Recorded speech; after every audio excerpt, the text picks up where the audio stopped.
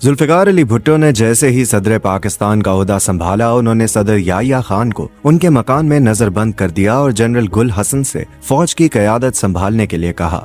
इसके बाद उन्होंने बरी फौज, बहरिया और फजाइया के 44 सीनियर अफसरान को ये कहते हुए बर्खास्त कर दिया कि वो मोटे हो गए हैं और उनका पेट बाहर आ गया है। मशरकी पाकिस्तान में शिकस्त पाकिस्तानी फौज को बैकफुट पर ले आई थी और जुल्फिकार अली भुट्टो ने उसका भरपूर फायदा उठाया। जुल्फिकार अली भुट्टो की वो कौन सी गलतियां हैं जो फौजी बगावत की बुनियाद बनी?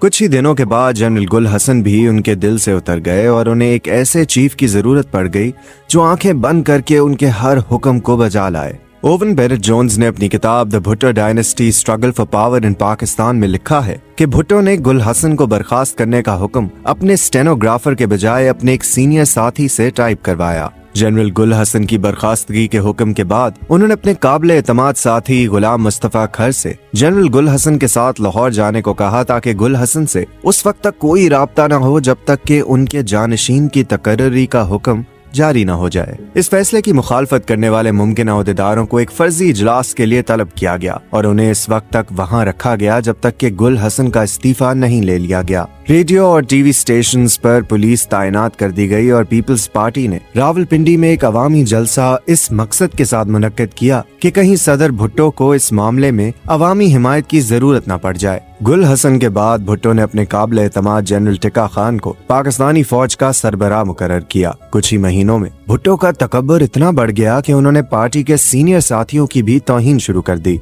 भुट्टो की सवाने उम्री जुल्फी भुट्टो ऑफ पाकिस्तान में स्टैनली वुलपर्ट ने लिखा कि 2 जुलाई 1974 को भुट्टो ने सदारती अमूर के वजीर जलालुद्दीन अब्दुल रहीम या जे रहीम और मुतअद्दिद सीनियर साथियों को इशाइये पर मदऊ किया। इशाइये का वक्त 8 बजे था, लेकिन मेजबान भुट्टो खुद वहां नहीं पहुंचे। जब रात के 12 बज गए तो रहीम ने अपना ग्लास मेज पर रखा और चीख कर कहा, तुम सब चमचे जब तक चाहो उस वक्त तक लाड़काना के महाराज का इंतजार करो, मैं तो अपने घर जा रहा हूँ। जब भुट्टो ज़ियाफत पर पहुंचे तो हफीज पीरजादा ने उन्हें रहीम के सलूक के बारे में बताया। देर रात गए वजीर आजम की सिक्योरिटी के सरबराह ने रहीम के घर जाकर उन्हें इतना मारा कि वो बेहोश हो गए। जब रहीम के बेटे सिकंदर ने इस मामले में मुदाखलत करने की कोशिश की तो उसे भी मारा पीटा गया। जब टिक्का खान की मुद्दत मुलाजमत खत्म हुई तो उन्होंने भुट्टो को अपने जानशीन के लिए मुमकिना 7 लोगों की फहरिस्त भिजवाई। इसमें उन्होंने दानिस्ता तौर पर जनरल ज़ियाउल हक का नाम नहीं रखा क्योंकि उन्हें हाल ही में लेफ्टिनेंट जनरल के तौर पर तरक्की दी गई थी, लेकिन भुट्टो ने उन्हीं के नाम पर मुहर सब्त की। शायद उसकी वजह यह थी कि ज़िया ने भुट्टो की चापलूसी में कोई कसर नहीं छोड़ी थी। ओवन बेनेट जोन्स लिखते हैं कि कई बार जनरल ज़िया ने अपने मुल्क और फौज की खिदमात के बदले भुट्टो को तलवार पेश की। एक बार उन्होंने भुट्टो को न सिर्फ आर्मर्ड कोर का तनख्वाह न लेने वाला चीफ कमांडर करार दिया बल्कि उनके लिए फौज की मखसूस वर्दी भी सिलवाई। भुट्टो की सवाने उम्री में स्टैनली वुलपर्ट लिखते हैं कि ज़िया ने कभी ये तासुर नहीं दिया कि वो कोई फौजी बगावत कर सकते हैं। भुट्टो ने उन्हें कभी संजीदगी से नहीं लिया। वो अक्सर उनके दांतों का मजाक उड़ाते थे। उनके बारे में एक कहानी मशहूर थी कि एक बार ज़िया सिगरेट पी रहे थे। इसी वक्त भुट्टो कमरे में दाखिल हुए। इस खौफ से कि भुट्टो को अपने सामने सिगरेट पीते देखकर बुरा न लगे, उन्होंने फौरन जलती सिगरेट अपनी जेब में डाल ली। थोड़ी देर बाद कमरे में कपड़े जलने की बू फैल गई। जुल्फिकार अली भुट्टो ने सोचा कि जो शख्स उनसे इस कदर डरता हो वो उनके खिलाफ कैसे बगावत कर सकता है। इसी दौरान भुट्टो हुकूमत के खिलाफ मुल्क भर में मुजाहरे शुरू हो गए। भुट्टो की बेहतरीन काविशों के बावजूद अमन व अमान बहाल होता नजर नहीं आ रहा था। लाहौर में 3 ब्रिगेडियर्स ने लोगों पर फायरिंग से इनकार कर दिया। एक जगह फौजियों ने गोली चलाने के हुक्म की तामील की, लेकिन उन्होंने हुजूम के सर से ऊपर फायरिंग की। ओवन बेनेट जोन्स लिखते हैं कि भुट्टो की सबसे बड़ी गलती अपने मुखालिफिन से मुज़ाकरात में आर्मी कोर कमांडरों को शामिल करना थी। वो लिखते हैं कि भुट्टो के नुक्ता नजर से वो फौज को साथ लेकर चलने की कोशिश कर रहे थे, लेकिन फौजी अफसरान ने उन्हें दूसरी नजर से देखा। उनके ख्याल में भुट्टो के इस इक़दाम से जाहिर हुआ कि वो कमजोर हैं और हुकूमत चलाने की पोजीशन में नहीं हैं। तमाम तर मुखालफत के बावजूद भुट्टो ने 7 मार्च सन 1977 को आम इंतखाबात करवाए। आने वाले इंतखाबी नताइज पर आम पाकिस्तानियों ने यकीन नहीं किया। भुट्टो की पीपल्स पार्टी को कौमी असम्बली की 200 में से 155 नशिस्तें मिली, जबकि हिज़्ब इख्तिलाफ पीपल्स नेशनल अलायंस को इस कदर तशहीर के बावजूद सिर्फ 36 नशिस्तें मिली।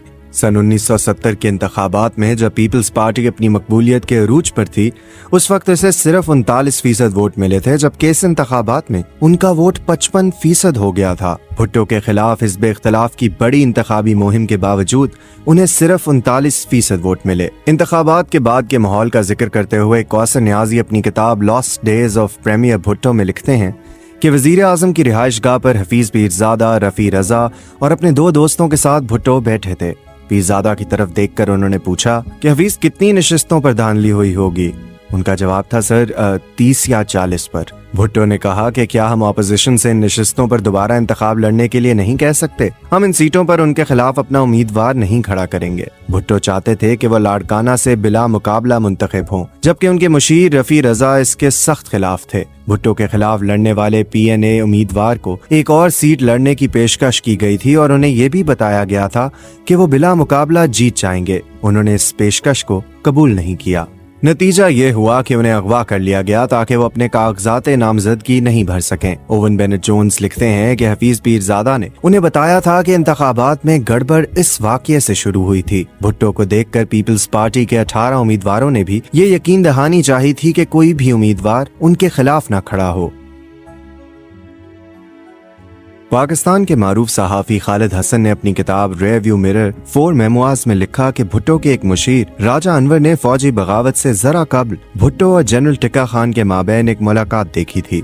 भुट्टो ने टिक्का खान से कहा कि जनरल, आपको याद है कि आपने ज़िया को आर्मी चीफ बनाने की मुखालफत की थी। अब आपको एतराफ़ करना पड़ेगा कि मैंने सही फैसला किया था। अगर कोई दूसरा आर्मी चीफ होता तो वो अमनो अमान का बहाना बनाकर अब तक ये इक़्तिदार संभाल चुका होता। 7 घंटे बाद ज़िया ने भी वही किया। गिरफ्तारी के बाद भुट्टो पर अपने सियासी हरीफ मोहम्मद अहमद खान कसूरी के कत्ल का इल्जाम आयद किया गया। सरकारी गवाह महमूद मसूद ने गवाही दी कि जुल्फ़िकार अली भुट्टो ने उन्हें कसूरी के कत्ल का हुक्म दिया था। विक्टोरिया स्कोफील्ड अपनी किताब भुट्टो ट्रायल्स एंड एग्जीक्यूशन में लिखती हैं कि मौलवी मुश्ताक हुसैन 5 जजों की बेंच के सरबराह थे। भुट्टो के साथ पुरानी दुश्मनी थी। जब भुट्टो इक़्तिदार में थे तो उन्होंने 2 बार जूनियर जजों को उनसे पहले प्रमोट किया था। समाअत के दौरान जब भुट्टो ने अदालत में खुसूसी तौर पर तामीर शुदा कटहरे में बैठे जाने के हुक्म पर बरहमी का इजहार किया तो मुश्ताक हुसैन ने तंजिया लहजे में कहा, हमें मालूम है कि आप आराम तलब जिंदगी गुजारने के आदी रहे हैं। इसका ख्याल करते हुए हमने कटहरे में आपके लिए कुर्सी का बंदोबस्त किया है,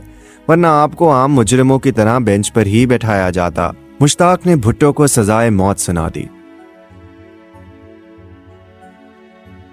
भुट्टो ने इसके खिलाफ सुप्रीम कोर्ट में अपील की। फरवरी सन 1979 में सुप्रीम कोर्ट ने भी हाई कोर्ट के फैसले पर 4-3 के फर्क से मोहर लगा दी। ओवन बेनेट जोन्स लिखते हैं कि इससे पहले कभी भी कत्ल की साजिश के मुकदमे में मौत की सजा नहीं सुनाई गई थी और न ही अदालत उज़्मा के जजेस मुजरिम की सजा और जुर्म के बारे में मुत्तफिक थे। इस सजा पर यह भी सवालात उठे कि मुल्जिम को उस वक्त भी कत्ल का मुजरिम ठहराया गया था, हालांकि वो जाए वकुआ पर मौजूद भी नहीं था। भुट्टो ने फैसले के खिलाफ नजरसानी की दरख्वास्त भी दायर की, लेकिन इस बुनियाद पर इसे मुस्तरद कर दिया गया कि उसमें यह बहस नहीं की गई कि पिछले 2 मरहले के फैसले में कानून की खिलाफ वर्जी हुई है।